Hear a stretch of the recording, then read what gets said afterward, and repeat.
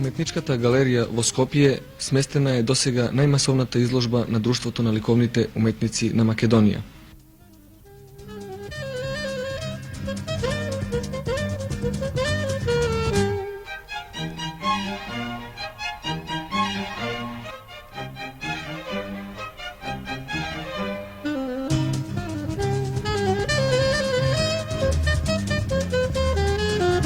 Пеесетина сликари, 16 графичари и 20 писеристи во текот на јануари ги изложуваат своите дела во 5 сали на стариот Даут Пашин амам, кој веќе одамна им стана фамилиарен на ликовните креации.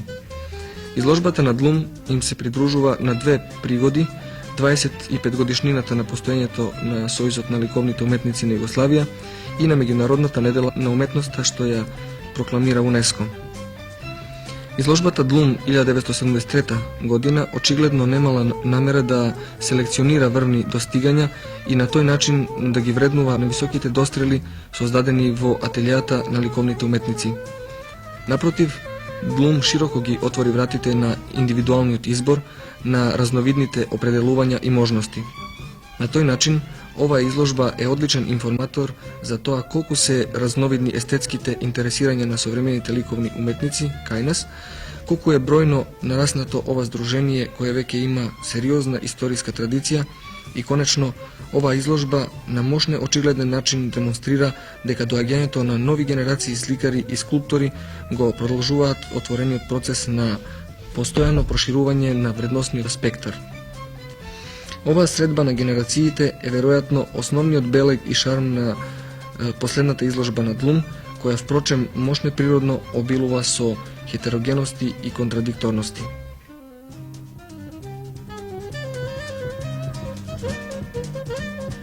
Токму затоа беше природно да се запрашаме што во овој миг на нашата пракса представува Длум. Во прилогот поканивме неколку ликовни уметници кои го изнесуваат своето мислење за состојбата на Длум. Томо Шијак, сликар.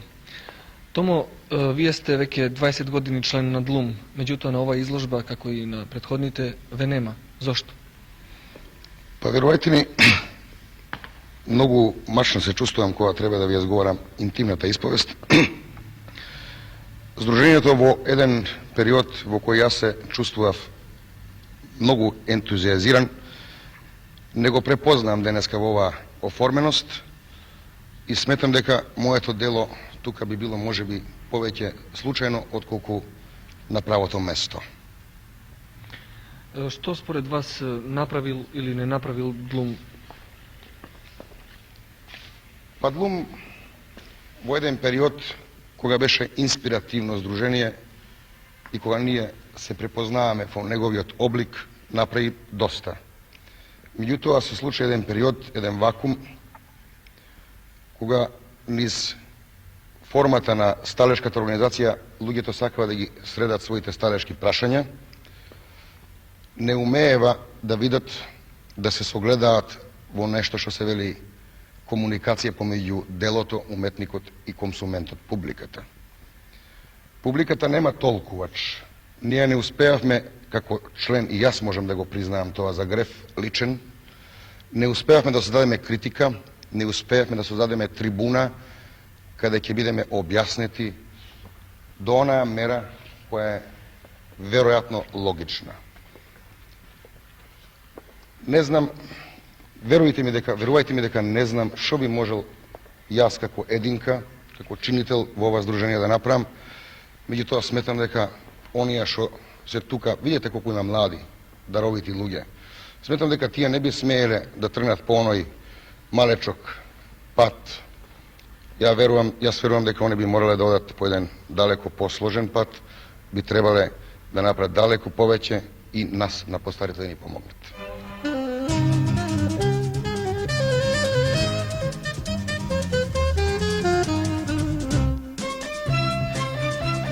Тука се Петар Хаджибошков, академски скулптор и подпредседател на Друштвото на ликовните уметници на Македонија, и Насо Бечаровски, академски скулптор, член на управата на Друштвото на ликовните уметници. Другар Хаджибошков, Друштвото на ликовните уметници на Македонија влезе во 30 годишнината на своето постоење. Тука е изложбата на Блум во уметничката галерија, која е на некој начин јубиларна. Какви се можностите на Блум за ефикасно работење во овој момент?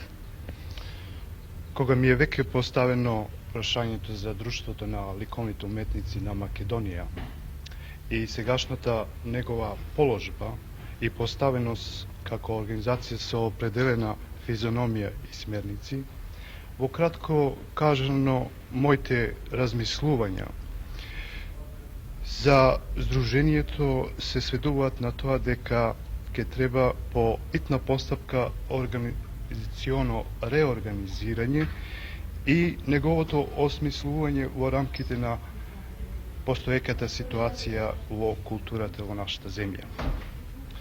Друштвото на ликовните уметници на Македонија ќе треба да стане едно мокно здружение, организирано здружение, со вистински здружен труд да приде кон решавањето на проблемите во ликовната култура во нашата република и создаде елементарни услови за творечки потенцијал на своите членови и на самото удружение. Крајен момент е да се надраснат досегашните постоеки дилеми во унутар на самото удружение, да јасно се прецизират и постават акциони програми со што би се застанало на патот на присатните негативни појави во културата од сомнителен карактер, например, да кажеме шундут, сомнителни квалитети и се друго. Исто така, здружението итно треба да ги осмисли своите понуди, како и самата афирмација на нашето ликовно творештво, бидејќи тоа навлегува во сите пори на нашето социјалистичко општество. Другар Бечаровски, вашиот колега рече дека Друштвото на ликовните уметници на Македонија може да израсне во моќно здружение. Каква е структурата на Друштвото на ликовните уметници на Македонија? Друштвото на ликовните уметници на Македонија ги има сите предуслови за да стане такво моќно друштво. Преди се структурата баш на самото друштво, право да речем шаролика, Арноли преди се има еден голем број на школовани, веќе афирмирани, способни луѓе за секаква работа. И ако додадам на тоа дека друштвото брои преку 140-150 членови, тогаш мислам дека многу не речем со тоа.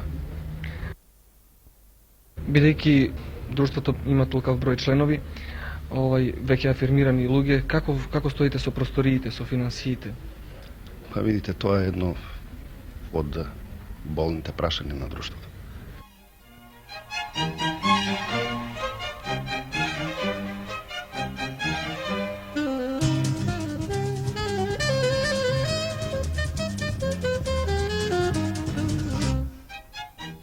Друштвото на ликовните уметници на Македонија одржа голем број изложби и во Републиката и надвор од неа.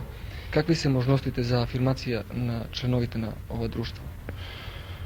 Кога и тоа прашање го поставивте за афирмација, јас би кажал да нашата република има невероватен ликовен потенцијал и е крајно време исто така да се изнедат вистинските форми како би се тој потенцијал и го нашол своето место на афирмација. Досега не може да се каже да не постоела тенденцијата за афирмација, но сметам дека со самото време менување на се, дека и тие форми би требале да во идната работа на удружењето, како и на сите други кои околу тоа се заинтересирани, да се пронајде една форма која би била поактивна, посигурна, афирмирањето на оноа ликовно творештво при нас, како тука во земјата, така и надвор.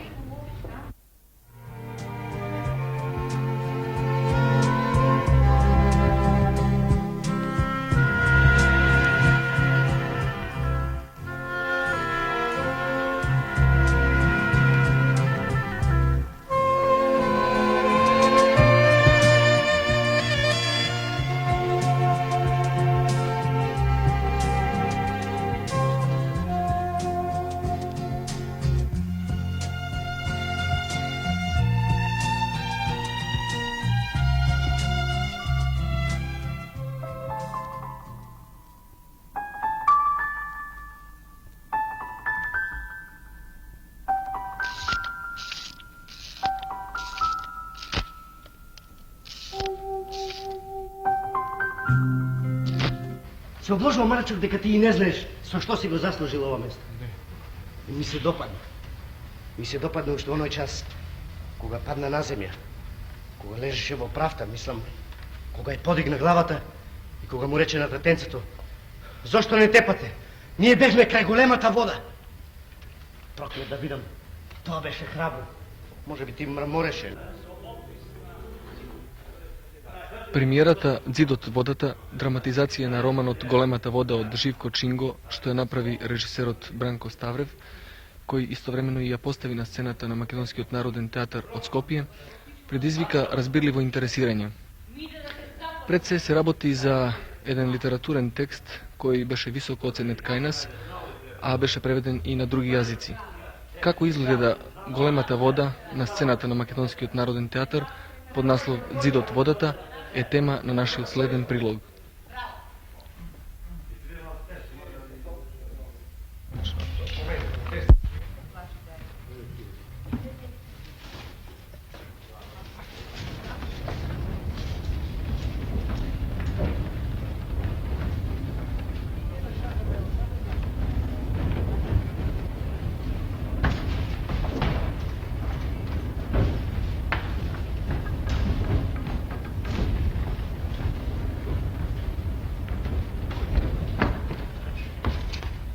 Слушај, малечок, сега ќе правиш тоа што ќе ти речем јас.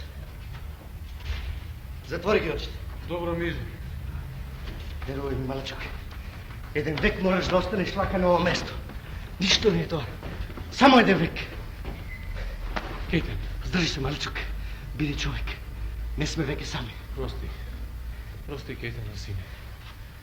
Голем водо. Гледај!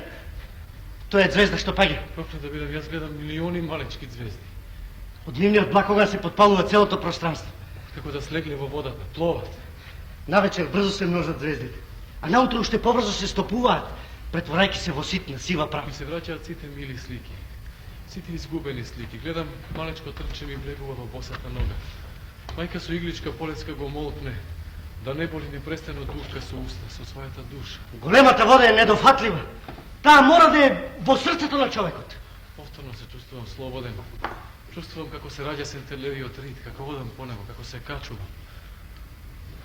Голема вода. Мајко. Другар Чинго, во представата "Ѓидот водата" ги гледаме ликовите од вашиот роман "Големата вода", Исак Кейтен, Лен Костадиновски, Оливера Фрезовска и други, кои на некој начин се живи со своји физикуси, со еден збор конкретни што не е одлика на уметничката проза. Како гледате вие на тоа оживување? Всушност, во која мера ги препознавате ликовите од својот роман? Практично, она што јас имам да го соопштам, го напишав во едно конкретно дело, за кое додека го пишував не водев сметка ни дали тоа ќе биде повест, роман или драма. Мене нешто друго ме водеше во работата. Дневникот за работата на тоа дело, белешките што ги имам прибрани, сигурно 3 пати, 5 пати се поголеми од бројот на страниците на оваа книга. Речи си, дефинитивно во себе бев се решил повеќе да не дозволам драматизација или адаптација на расказ или на друго моје дело, кога дојде предлогот на Бранко Ставрев. Морам да признам дека тоа не беше административен предлог. Тоа беше еден предлог кој кај мене предизвика известен интерес, предизвика од начинот на кој размислуваше Бранко Ставрев како автор, како режисер. Тој период траеше подолго, речиси 2 години, додека дојдовме до овој финален дел, до овој продукт, сега што е на сцената на Македонскиот народен театар. Основно беше творечки да се разберем, и тоа беше првиот услов што јас му дозволив на Бранко Ставрев. Односно, свеста, мислата дека човечката, од човечката свест многу животи зависат. И зависеле, и зависат, и ќе зависат. Другото немаше проблеми. Вашето прашање, морам да признам, е доста конкретно, смело. Јас ќе речам толку, дека ние сме задоволни што Бранко Ставрев, токму на овој начин, одејќи по ликовите, ја градеше представата Цидот водат. Со други зборови, он створи своје дело, кое е на сцената, отворено и за кое можеме секако да се произнесеме. Тоа е мојот одговор. Накратко. Другар Ставрев, вие ја направивте сценската адаптација на Големата вода, што значи дека на некој начин сте го преработиле материјалот што се вика проза во еден друг материјал што се вика представа. Како се одвиваше тој процес и како гледате на резултатот, на дефинитивниот резултат? Во моментот кога низ плакатот ја најавивме представата, како што знаете под еден наслов Дзидот водата, веќе како беше поставено прашањето зошто е сменет насловот на книгата. Чинам дека тоа беше пред се моје инсистирање, за да не ја доведеме публиката до некакво недоразбирање, тоест да се помисли дека мојата намера и намерата на екипата што работеше на таа представа била во тоа да по секоја цена ја пренесе Чинговата книга, ја преточи во представа. Мојата намера беше во смисла на оние намери што се добро познати во светот, најмногу кај еден режисер кому јас му се дивам, тој е Јури Любимов, работи на Таганка, чија намера, како што реков, е боглавно во тоа да за својата сцена пронаоѓа автентични материјали, би рекол, нали, зашто не се работи за барање исклучително на оригинална драма, туку да се пронајде некаде материја од која ќе се изгради една представа. Тука е случајот до толку карактеристичен што често пати може од една обична слика да се појде кон желбата да се изгради представа. Мислам дека, викам, моите појдовни точки беа тука. Значи не станува збор за тоа дека сакав да правам драматизација која ќе постои сама за себе, туку еден вид синопсис или сценарий спрема кој и јас ќе се појавам и во втората роля, во ролята на режисер, тоест низ еден отворен процес во работата, со учеството, со заедничкото учество на вистина целата екипа, ќе создадеме едно дело што веќе не се вика ниту роман, ниту драматизација, туку е една жива представа. Вие истовремено и ја поставивте на сцена, ја режиравте представата, што значи дека на некој начин практично за себе сте го преработиле првобитниот материјал. Што вам како на режисер ви даде големата вода и што вие и дадовте нејзе? Јас мислам дека на еден начин се обидов тоа да го одговорам и во првото прашање. Правев на вистина драматизација, тоест една книга на режија за себе. Мислам една книга на режија која самиот ќе ја преточам во жива представа. А што и дадов на големата вода, не би знаел да кажам. Знам само тоа дека јас сиот и се предадов. Ти си пеперутка. Не, ти си пеперутка со златна прав на крилјата. Царица на пеперутките. Самовил. Ќе сакаш ли да признаеш кај да... Признаеш дека измислуваш? Признай, ќе те убија. А потоа, што се случи со пеперутката? Потоа, пеперутката се стопи. Се претвори во капка роса. А што се случи со росата, кејте? И росата се стопи. А во што се стопува? Во земјата. Во земјата се стопува росата и од тоа земјата станува топло. Топло. Ја мајаца! Убав мој. Златен мој. Да го врземе. Да го врземе, тоа е магија. Не, може да избега. Точно. Оружјето. Оружјето.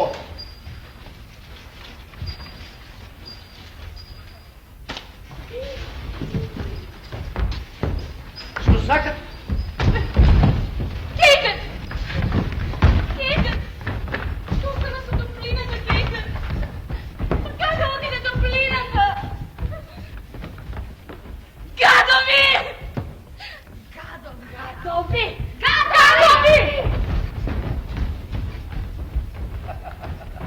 За представата Дзидот водата, која неодамна ја доживеа својата премиера на сцената на Македонскиот народен театар од Скопје, зборува Благоја Иванов.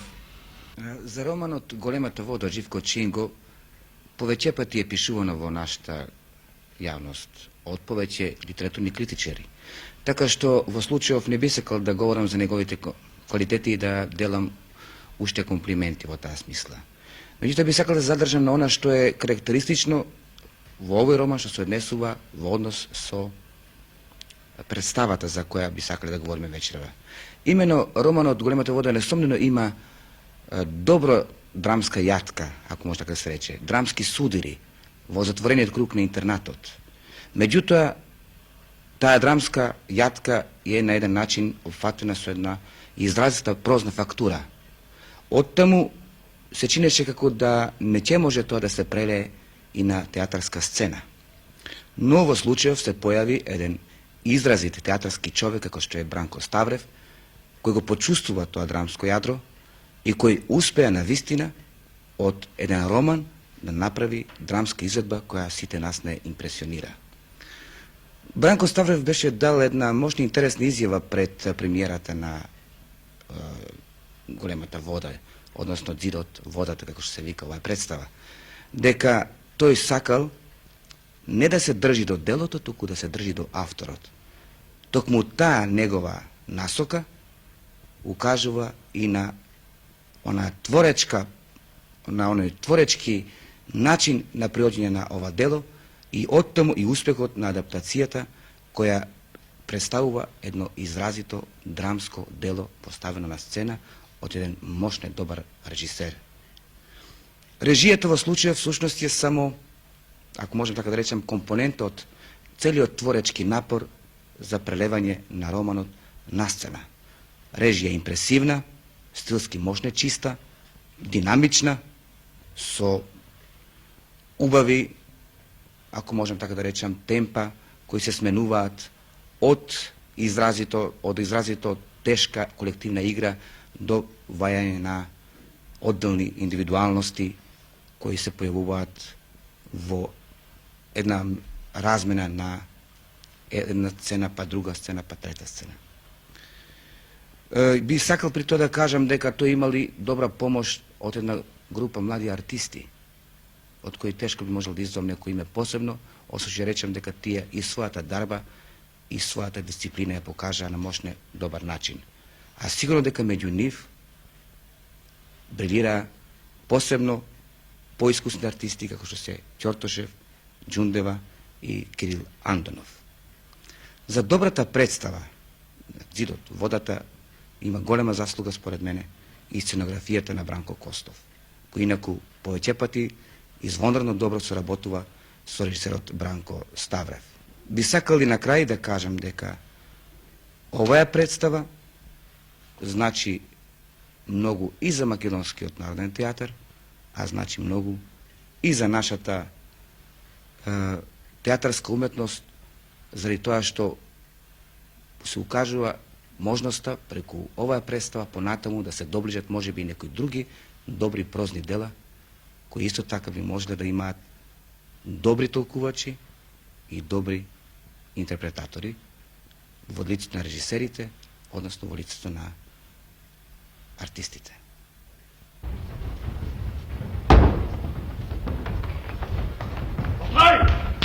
Отвори! Ајде, брзо, отвори! Мирно!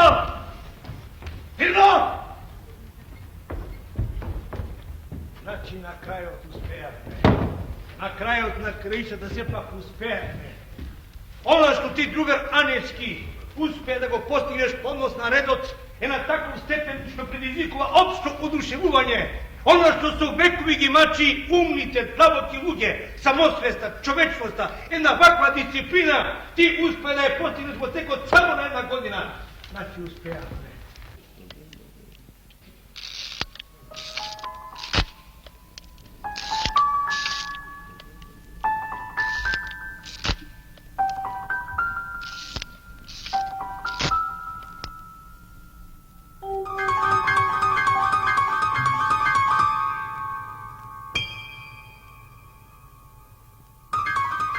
Во фоајето на Македонскиот народен театар од Скопје, заедно со премиерата на Зидот водата, беше отворена и изложба на сценографски скици од Бранко Костовски, работени токму за оваа представа.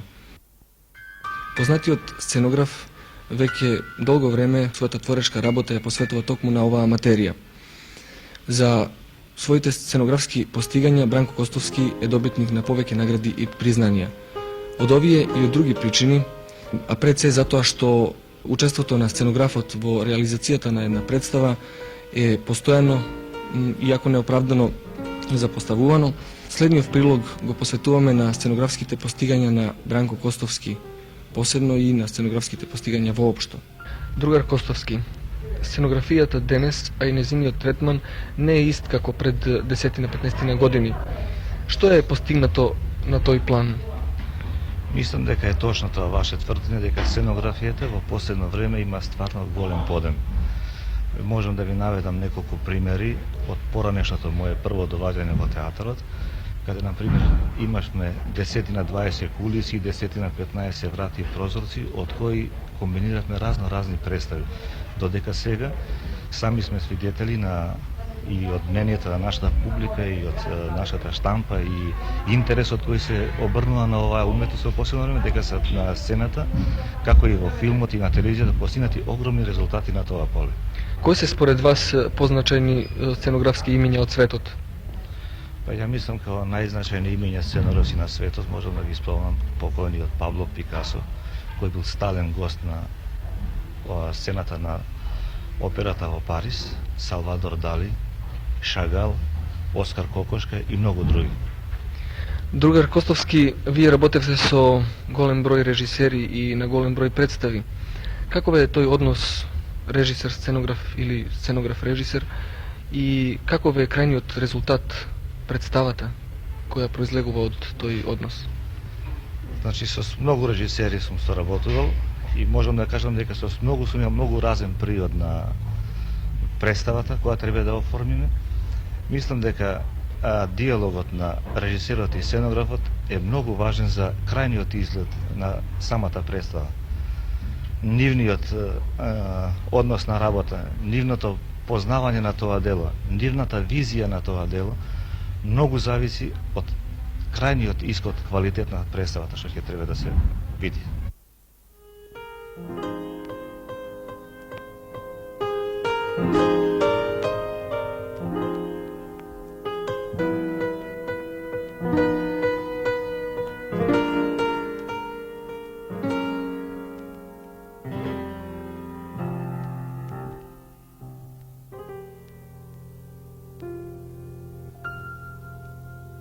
Во редовниот прилог за архитектурата, гости на нашата денешна емисија е инженер-архитектот Трајко Димитров.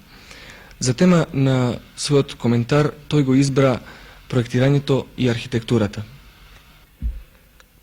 Укажанава шанса да се најдам пред вашите камери, би сакал да ја искористам за куса анализа со попатни констатации како јас, како долгогодишен проектант, гледам на комплексниот проблем на архитектонското проектирање кај нас. Ако го простиме проблемот на проектирањето, можеме грубо да го поделиме во 4 основни фази, вклучително со архитектонската реализација. Првата фаза би била избор на локалитет или поправо дефинирање на програмата, на просторот. Едно од најважните фази кои претходат на утврдувањето на програмата.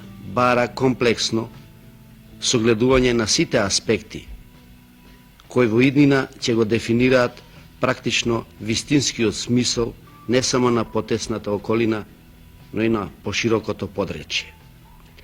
На територијата на Скопје можат да се набројат бројни примери на правилна и комплексна сагледана концепција за избор на локалитет. Тука ја слободно би ги навел трговскиот центар, градската порта, транспортниот центар, новото сајмиште, топланата Исток и слично. За жал, во исто време ќе бидам слободен да наведам и некои примери на објекти кои не воделе доволно сметка за природните вредности на постојната структура, така да во вистинска смисла на зборот ја обесмислиле и за вечни времиња му ја одзеле шансата на градот повторно да им ја врати функцијата и убавината. Кога ова го велам за погрешниот избор на локалитетите и концепт, мислам и на бројните доградбини из населбите кои отправи убави минијатурни градчиња, направива крш и лом во естетска смисла на зборот, а покрај тоа со ангажирањето на слободните зелени површини нагризани се белите дробови на градот. Град кој без тоа не се одликува со некој посебно голем фонд на слободни зелени површини. Како понатака? При капиталните зафати да се возможностите за грешка сведе на теоретски минимум, оти направената грешка практично не постои начин да се исправи. Втората фаза во архитектонската реализација е програмата. Доста важна фаза која му претходи на изработката на проектот, односно архитектонското дело. Постои правило, оти добрата програма со избор на добар проектант е повеќе од половина реализирано архитектонско дело. За жал, во нашата средина на изработката на програмите често се приваѓа како на формален документ, како нужно зло, иако е совршено јасно, оти пред се лошите програми, нецелосно согледани и мегаломански димензионирани се една од главните причини за проблемите во реализацијата на универзитетскиот кампус, иако се работи за едно несекојдневно архитектонско дело, за пролонгирањето во недоглед на почетокот на градбата на Домот на спортовите, за честите тешкоти во финансирањето на градбата на комплексот на музеите и слично. Како примери на добро согледани потребни, мерени из програма, би можел да ги наведам културниот центар, гледан како реализација во етапи, Македонската академија на науките и уметностите, бројни школи, градинки, трговскиот центар и слично. Третата фаза, непосредна изработка на проектот. Најматна и секако најкрвава фаза во раѓањето на архитектонското дело. За жал, во нашата средина е обременета со доста непотребни слабости и пропусти. Недоволно нормативни акти кои би ја до крај регулирале, нема доволно селективност на кадарот кој треба да се бави со проектирање, присутна е некоректност од страна на инвеститорите, како по однос на избор на организацијата, така и по однос на одредување на роковите и цената за изработка на проектот. Присутно е и проектирањето како приватна практика, иако формално со законската регулатива тоа не постои. Добриот проект се уште не значи гаранција за вредно архитектонско остварување. Проект не е архитектура. Меѓутоа, ако проектот се работи со лоша програма, за мали пари и за кусо време, што не е редок случај во нашата секојдневна практика, тогаш не постојат ама баш никакви шанси да се реализира вредно архитектонско остварување. Секако би требало ова општество да биде заинтересирано до крај да ја прифати и афирмира институцијата јавен конкурс. Оти само на овој начин, преко широк избор на бројни решенија, може да биде избран најарниот за конечна реализација. Конкурсот да престане да биде преокупација на архитектите, истиот мора да стане императив и потреба на пошироката заедница. Четвртата фаза би ја нарекол јас конечна реализација.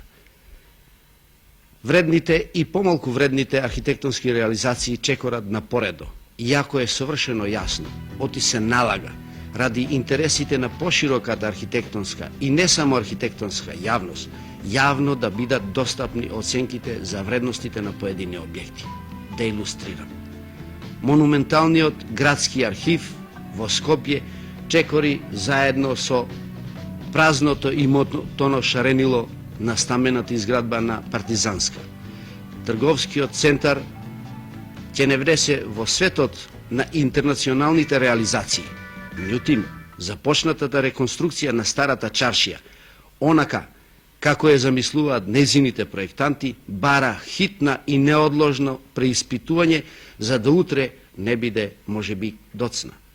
На крајот би сакал да заклучам. Крајно е време архитектурата како потреба на пошироката заедница да е поопштествиме. Архитектонското дело да престане да биде архитектонска изложба на вкусот и можностите на проектантот, а се разбира и на оние зад него што стојат, ами да се јави како резултат на свесните определби на ова општество за понатамошен материјален и културен прогрес, а да во исто време внесеме максимална одговорност во сите пунктови на архитектонското творештво. Тука пред се мислам на образовниот процес, кадровската и персонална структура, програмирањето, обезбедувањето на материјални средства, креацијата и конечно реализацијата.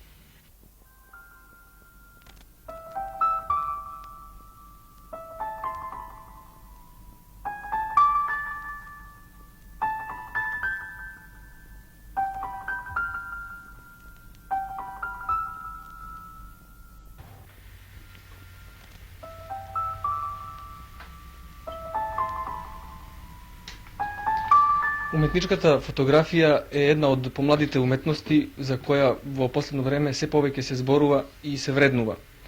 Живко Јаневски е еден од афирмираните представници на македонската фотографија и го замоливме за еден разговор. Живко, од кога фотографираш? Почнав 1957 година, значи полни 15-16 години. Колку изложби си имал до сега и каде се? Точен број на изложбите, на групните изложби Немам, бидејќи не одев точна евиденција на излагањето, но мислам дека излагав на околу 300 изложби. А кои награди си добил и кои ти се подраги? Имам освоено, исто така, немам точни податоци, на околу 90 награди на домашни и меѓународни изложби. А најдрага од нив секако ми е Октомвриската награда во 1967 година, што ја добив во Белград. Живко, фотографијата дури во последно време го доби атрибутот уметничка. Каква е според тебе разликата меѓу уметничката и неуметничката фотографија? Како и во другите уметности, секој производ на еден фотограф има однапред определена цел. Денеска фотографијата е 130 години стара во денешен облик. Спектарот на примената на фотографијата во денешни размери понекогаш доведува до забуна кај неупатените како да се вреднува. Денес со тоа е расчистено, дали фотографијата е уметност или не. Однадвор, со тоа што најголем број светски галерии се повеќе место и отстапува на фотографијата, се прават големи светски салони на уметничка фотографија, се штампаат разни монографии, книги, се признава се поголемата вредност на фотографијата како уметност. Индустријата, производството, туризмот и така натаму, фотографијата ја признаваат како применета уметност, а однатре, меѓу фотографите, веќе стивнуваат дискусиите за тоа на што треба да се повикаат за да се докаже фотографијата како уметност. Имено, некои сметаат дека адутите треба да се барат во сличноста со другите уметности, нарочно со најсродната со сликарството. Некои пак претендираат за тоа да не се бара никаква сличност со другите уметности, туку напротив да се инсистира на фотографијата таква каква што е. Сеедно, оваква или онаква, фотографијата денеска го има признае својот статус на уметност, или со помалку зборови речено, разликата во уметничката и неуметничката фотографија е во тоа што уметничката се сервира како таква и се прима како таква на изложби, реков, во монографии, во галерии и така натаму, а онаа другата е позната како научна, документарна, илустративна во весници